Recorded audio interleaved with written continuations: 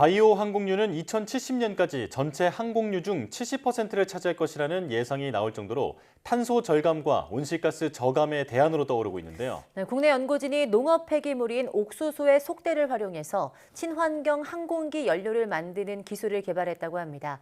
오늘 과학의 달인 한국에너지기술연구원 민경선 박사와 이야기 나눠보겠습니다. 어서 오세요. 안녕하세요. 네, 나와주셔서 고맙습니다. 자, 개발하신 옥수수 속대 연료를 생산하는 그 공정에 대해서 이제 본격적으로 얘기하기 전에 일단 네. 바이오 항공유라는 것이 무엇인지부터 설명을 좀 들어야 될 것 같아요. 예. 알기 쉽게 좀 알려주시죠. 예. 바이오 항공유란 보통 지속 가능한 항공유라고도 불립니다. 네. 바이오매스나 식물성 유지 등을 활용해 만드는 대체 항공유로서 원료 공급부터 소비까지 전체 공정에서 탄소 배출량이 기존의 석유 기반 항공유에 비해서 최대 80%까지 감축될 수 있는 친환경 항공유입니다. 2019년 기준으로는 항공 분야에서 배출되는 이산화탄소가 전체 에너지 분야에서 발생하는 이산화탄소의 2.8% 정도를 차지하고 있습니다. 네. 항공유는 특성상 에너지 밀도가 높은 연료를 요구하고 있기 때문에 현재 상황에서는 이 수치를 크게 줄이기가 쉽지 않은 상황입니다. 다시 말씀드리면 현재 대부분의 자동차가 전기차나 수소차 등의 저탄소 자동차로 빠르게 대체되고 있어서 소형 수송 부분에서는 저탄소 기술들이 빠르게 개발, 대체되고 있지만 대형차나 선박, 항공 분야에서는 저탄소 기술 적용이 아직까지는 쉽지가 않습니다. 네. 따라서 장기적으로 볼 때는 수송 분야에서 가장 중요한 탈탄소 분야는 항공 분야가 될 것으로 예상할 수 있습니다. 바이오 에너지는 잘 아시는 것처럼 성장 과정에서 광합성을 통해서 이산화탄소를 흡수하는 바이오매스를 원료로 하기 때문에 최근에 저탄소 에너지로 크게 각광받고 있습니다. 특히 바이오 항공유의 경우에는 현재까지 총 5개 정도의 생산 기술에 대한 연구가 진행되고 있고 이 중에 일부는 인증이 완료되어서 단거리 상업 비행에 성공한 예도 있습니다. 현재 바이오 항공유는 전체 항공연료 소비량의 아주 극소량 0.01%에 불과하지만 2070년에는 그 비중이 35%까지 아주 크게 증가할 것으로 보고 있습니다. 네, 그러니까 탄소 중립에 큰 도움이 되는 바이오 에너지, 그러니까 바이오 항공유의 일환으로 옥수수 속대로 바이오 연료를 생산하는 새로운 공정을 개발하셨다는 것 같은데요. 이게 좀 어떤 기술일까요? 예, 그동안은 바이오 연료를 생물학적으로 생산하는 기술들은 바이오매스의 셀룰로스나 헤미셀룰로스 성분을 쪼개져서 얻어지는 당 성분을 미생물의 먹이로 이용하게 됩니다. 이렇게 당 성분을 이용해서 미생물 발효를 통해 바이오 에탄올과 같은 당 기반의 어떤 바이오 연료를 생산하는 기술이었습니다. 그렇기 때문에 바이오매스에서 당을 얻는 과정이 굉장히 중요한 스텝이라고 말씀드릴 수가 있는데 네. 이 과정에서 당 이외에 어쩔 수 없이 얻어지는 부산물들이 일부 있습니다. 이러한 부산물들은 주로 당 성분이 조금 더 산화되는 과정에서 생기게 되는데요. 저는 이러한 부산물의 최종 산화물 형태인 레블린산을 부산물로 생각하지 않고 새로운 원료가 될 수 있다는 관점으로 접근해서 기존 당 기반의 바이오 연료와 차별성 있는 기술을 개발했습니다. 좀 더 구체적으로 설명을 드리자면 레블린산을 수소화해서 자연계에 존재하지 않는 생촉매 활성을 효소 계량을 통해 확보하여 항공유 중간 물질을 먼저 생산한 이후에 이를 바탕으로 항공유를 만드는 기존에 제시된 방법과 다른 새로운 바이오 항공유를 생산하는 경로를 개발했습니다. 그러니까 기존에는 부산물에 불과했던 이 레블린산이라는 것을 이제 원료로 바꿀 수 있는, 원료로 사용할 수 있는 그런 공정을 개발하셨다는 건데요. 자, 그 생산 공정 좀 자세히 설명해 주시죠. 예. 앞서 말씀드린 것처럼 레블린산은 바이오매스율의 당 성분의 최종 산화물 형태이기 때문에 농업 폐기물인 옥수수 속대를 산촉매, 제 연구의 경우에서는 묽은 황산에 해당하는데요. 고온의 산촉매 반응으로 당 성분을 완전히 산화시켜서 부산물 없이 레블린산을 생산하는 데 성공을 했고 통계학적 접근 방식으로 반응 온도, 반응 시간, 산촉매 농도 등을 최적화했습니다.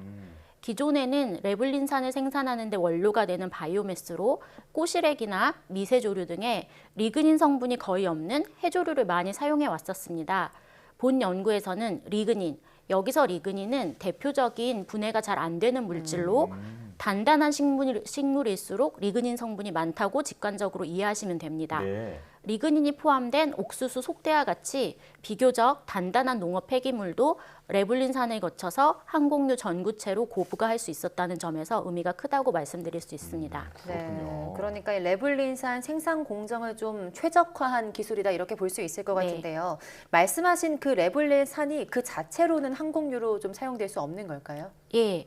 보통 항공유는 에너지 밀도가 높아야 되기 때문에 탄소수가 많고 산소가 없는 형태의 탄화수소입니다. 레블린산의 경우는 탄소수가 5개로 비교적 작고 산소 또한 포함하고 있어서 그 자체로 항공유로 쓰기에는 어렵습니다.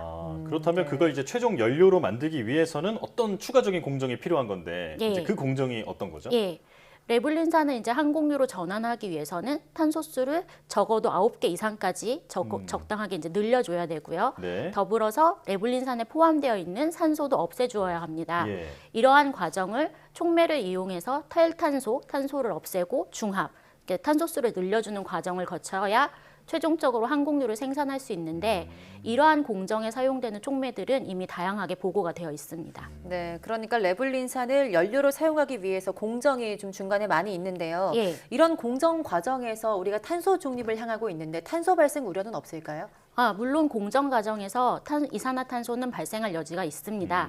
하지만 앞서 말씀드린 대로 옥수수 속대 그 자체가 성장 과정에서 광합성을 통해서 이산화탄소를 흡수하기 때문에 탄소 중립형 원료로 간주하는 게 일반적이고요. 네. 따라서 앞으로 전체 공정에 대한 최적화 및 온실가스 감축 효과에 대해서 에너지를 얻는 전체 과정 중에 실제 발생하는 이산화탄소량을 계산하는 전주기 평가를 통해서 공정 과정에서 이산화탄소 발생을 최소화할 수 있다면 온실가스 배출 측면에서는 넷제로나 혹은 네거티브 방출 공정 개발까지 기대할 수가 있겠습니다. 네, 예. 그러니까 옥수수 속대 자체가 사실 애초에 자랄 때 탄소를 흡수하기 네. 때문에 그 부분에서 일단은 이 저탄소 효과가 있다라는 예, 말씀이신 맞습니다. 거죠. 자, 그렇다면 개발하신 이 옥수수 속대 그 연료의 중간 물질들이 이제 바이오 연료 이외에도 활용될 수 있을까요? 예, 물론입니다. 옥수수 속대에서 유래한 레블린산을 수소화하게 되면 4하이드록시발레릭 애시드라는 중간 물질을 만들 수 있습니다. 네. 하지만 자연계에서는 레블린산을 수소화하는 생촉매가 존재하지 않았었는데요. 제가 선행 연구를 통해서 레블린산을 수소화하는 효소를 이미 개발을 했습니다. 네. 이 경우에 생촉매의 특성상 광학 이성질체를 완벽하게 구분해서 만들 수가 있는데 이러한 특성은 생촉매의 광학 선택성이라고 얘기를 합니다. 광학 선택적으로 만들어진 중간 물질인 4하이드록시발레릭 애시드의 경우에는 플라스틱의 물성을 조절하는 단량체로 쓰일 수가 있고요. 또한 이 중간 물질은 다시 약한 산성 조건에서 감마발레로락톤이라는 또 다른 중간 물질로 전환이 됩니다. 이 감마발레로락톤의 경우에는 앞서 말씀드린 대로 화학 촉매 반응과 연계해서 대형차 연료나 바이오 항공유로 전환이 가능합니다. 하지만 그동안의 연구에서는 광학 선택적으로 감마발레로락톤을 생산하는 데 한계가 있었으나 본 연구에서는 생촉매 반응에 기반을 두고 있어서 감마발레로락톤을 광학 선택성이 99.99% 이상으로 만들 수가 있고 따라서 대형차 연료나 바이오 항공유 이외에 그동안 광학 선택성 문제 때문에 적용이 어려웠던 항암제나 백혈병 치료제 같은 고부가 의약품 시장에도 확장 적용이 가능합니다. 항암제나 백혈병 치료제는 연료랑 다르게 소비량이 많지 않기 때문에 원료가 되는 물질의 아주 일부분만 의약품으로 활용하게 되더라도 전체 공정의 경제성을 아주 크게 높일 수 있을 것으로 예상하고 있습니다. 네, 그러니까 레블린산을 이용한 이번 연료 공정이 바이오 항공유뿐 아니라 다양한 부분에 활용될 수 있다는 말씀이신 것 같은데요. 예. 최근 경제 또 환경적인 이슈로 탄소 중립이 꼽히고 있는데 네. 좀 더 고도화된 공정을 통해서 이번 바이오 연료도 제로 탄소를 향한 대체 네. 에너지로 자리 잡길 바라겠습니다. 네. 오늘 말씀 잘 들었습니다. 한국에너지기술연구원 민경선 박사와 함께했습니다. 고맙습니다. 고맙습니다. 감사합니다.